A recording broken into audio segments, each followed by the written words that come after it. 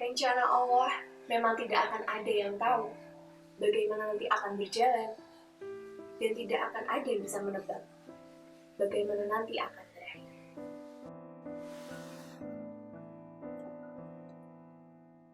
Indonesia tak cukup hanya dengan pandemi di tahun cantikmu lalu, 2020. Kini tahun berganti, awal semangat baru kita dihadapkan dengan kenyataan, bencana alam, serta kecelakaan yang menimpa. Gempa, banjir, longsor, hingga erupsi. Justru menyambut meriah, datang bersama, saling merayakan bersamaan.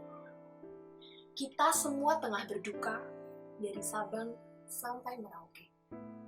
Turut merasakan seperti apa pedih dan derita sanak saudara kita yang tengah tertimpa musibah. Tapi justru, tak sedikit orang melihat dari sisi yang lain.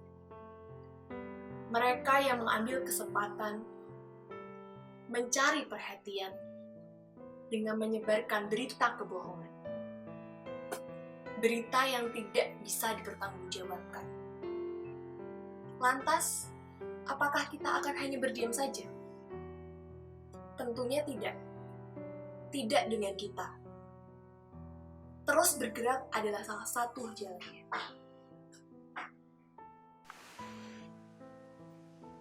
Melawan hal yang tidak penting ini. Hal pembawa kegaduhan di tengah-tengah orang yang saling mencari kebenaran. Siapa? Kita. Kita masyarakat Indonesia.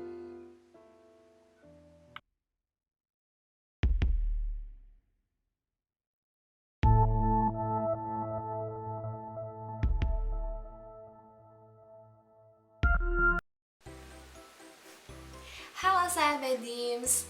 Jadi kali ini kita akan membahas tentang berita hoax seperti yang ada pada prolog tadi. Jadi sekarang tuh sedang masifnya atau sudah banyak banget ya kita temui berita-berita hoax yang masih sangat sering bertebaran. Seperti di grup WhatsApp atau di Instagram, bahkan di media sosial lainnya. Dan sekarang kita akan membahas bagaimana sih kita bisa mengetahui bahwa berita itu termasuk berita hoax, berita kebohongan atau bukan.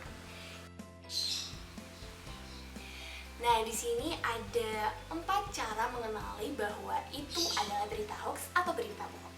Jadi dilansir dari laman web Kominfo, menurut salah satu staf ahli Menteri Bidang Hukum Kementerian Komunikasi dan Informasi, yaitu adalah Bapak Henry Subiakto, pada pelaksanaan pemilu 2019.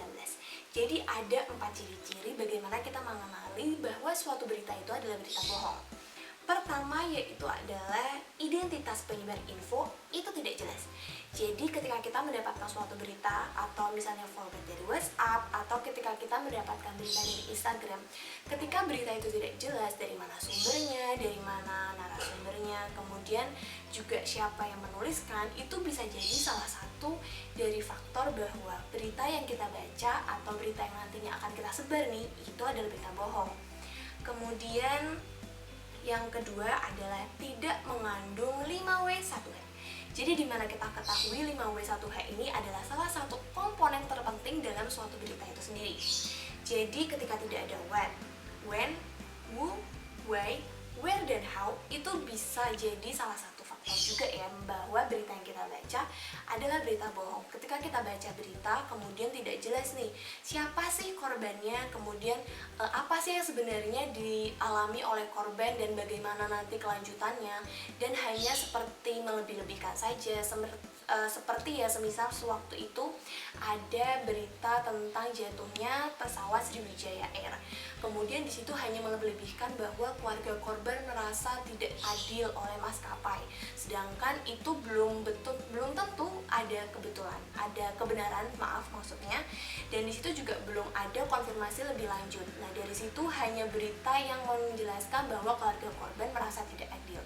Dan itu kan sudah terlihat ya bahwa siapa sih yang merasa tidak adil atau siapa pihak yang membuat berita ini itu tidak jelas, dan itu bisa jadi merupakan tadi berita hoax. Kemudian yang ketiga ada minta disebarluaskan. Nah, ini pasti sering banget sih teman-teman temui kalau misalnya ada di grup WhatsApp ya. Biasanya itu lanjutkan pesan ini atau tidak nanti ada ancaman lain-lain. Nah, itu sudah klise banget ya bahwa itu bisa jadi banget bahwa itu adalah berita hoax. Buat apa sih kita menyebarkan sampai dipaksa?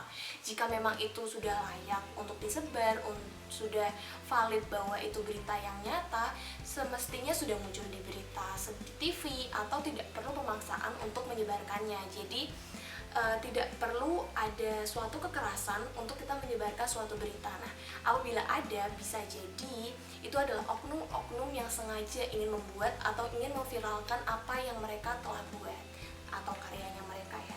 Dan yang terakhir adalah menyasar kalangan tertentu. Jadi menurut Bapak Henry ini, hoax itu diproduksi untuk menyasar kalangan tertentu. Mereka yang menjadi targetnya itu adalah masyarakat mayoritas dan orang perkotaan. Dan terutama itu adalah orang yang bermedia sosial. Dan masyarakat yang berpendidikan lebih banyak terkena hoax. Begitu pula dengan masyarakat yang beragama fanatik. Jadi ketika suatu berita itu lebih condong atau lebih memfokuskan ke salah satu pihak, itu bisa jadi suatu berita hoax.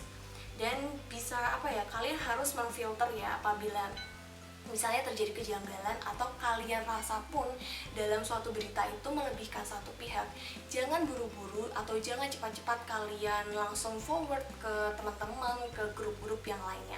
Bisa jadi kalian adalah salah satu dari orang yang menyebarkan berita hoax. Karena kita sebagai mahasiswa, kita sebagai generasi muda, kita harus bijak dan kita harus bisa memilah mana berita yang dapat disebarkan dan mana berita yang bisa termasuk berita hoax.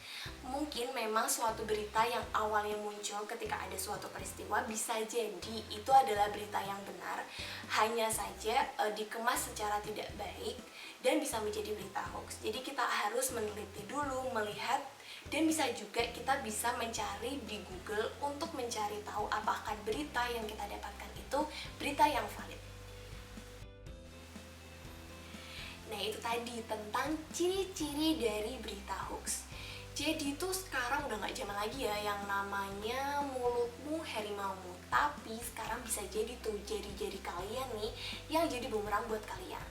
Dan sahabat Teams, jangan pernah jadi penyebar berita hoax ya. Karena kita sebagai generasi muda yang punya media sosial, kita harus bisa bertanggung jawab dengan apa yang kita perbuat.